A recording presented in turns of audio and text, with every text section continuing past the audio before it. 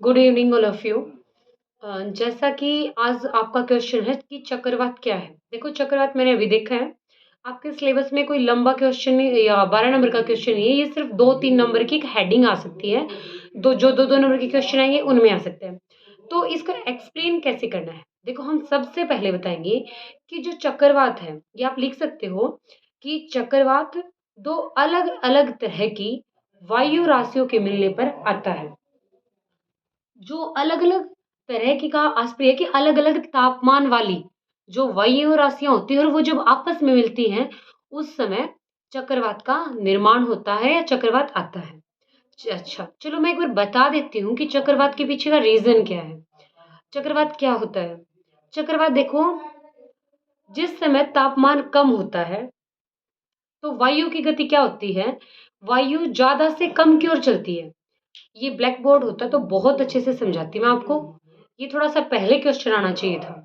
चलो कोई नहीं, अब मैं अपना बेस्ट करने की कोशिश करूँगी। देखो चक्रवात है क्या? चक्रवात जो है, जब ज़्यादा वायु कहाँ से चलती है? जब ज़्यादा जहाँ पर वायु राशि जो तापमान जहाँ पर ज़्यादा होता है, वहाँ से कम की ओर चलेंगी। ठीक है? जहाँ और तो क्या होता है इसमें कि चक्रवात निम्न वायुदाब पाया जाता है। जहाँ पर चक्रवात आता है, वहाँ पर जो वायुदाब होता है, वो निम्न होता है और वहाँ से वहाँ उसकी तरफ वायुदाब जो है, वो आती हैं। ठीक है? उससे क्या होता है वायुदाब जहाँ और इसके बाहर केंद्र में तो कम वायुदाब होता है और केंद्र से बाहर जो वायुदाब होता है, वो ज़्यादा होता है। फिर क्या होता है कि वायु जो है, वो बाहर से केंद्र की ओर आती है, तो बाहर से केंद्र की ओर चलती है। इससे जो होता है चक्रवात होता है। अब साधारण शब्दों में हम कह सकते हैं कि जब अधिक वायुदाब के स्थान पर कब कम वायुदाब की ओर जब पवनें गति करती हैं, पवनें चलती हैं, उस समय चक्रवात का निर्माण होता है।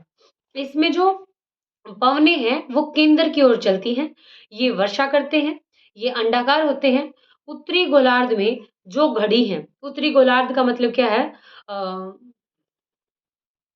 वर्ल्ड मैप मैं बोर्ड पे दिखाऊँगी आप लोगों को क्लास में। इसमें क्या होता है, उत्तरी जो गोलार्ध है, वहाँ पर ये जो घड़ी की सुई चलती है, उसके बिल्कुल अपोज़िट विपरीत चलती है और दक्षिणी जो गोलार्ध है, उसमें वो घड़ी की सुई के अनुसार चलती हैं। ये जो चक्रवात हैं, ये प्रति चक्रवात से छोटे होते हैं। बस, आप लोगों को इतना ही एक्सप्लेन करना है क्योंकि ये 2 या 3 नंबर का आएगा।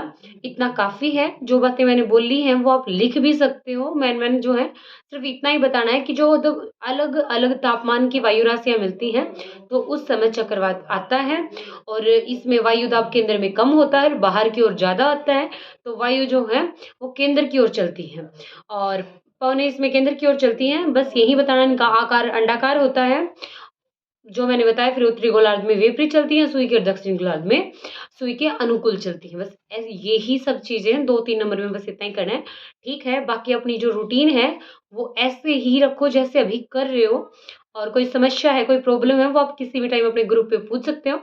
बाकी आराम से करो, कल मेरा एग्ज़ाम है, मैं अपनी एग्ज़ाम की तैयारी कर रही हूँ, लेकिन फिर भी अगर किसी को डाउट है, तो मैसेज कर दो, मैं फ्री होते ही उसका सॉल्यूशन डाल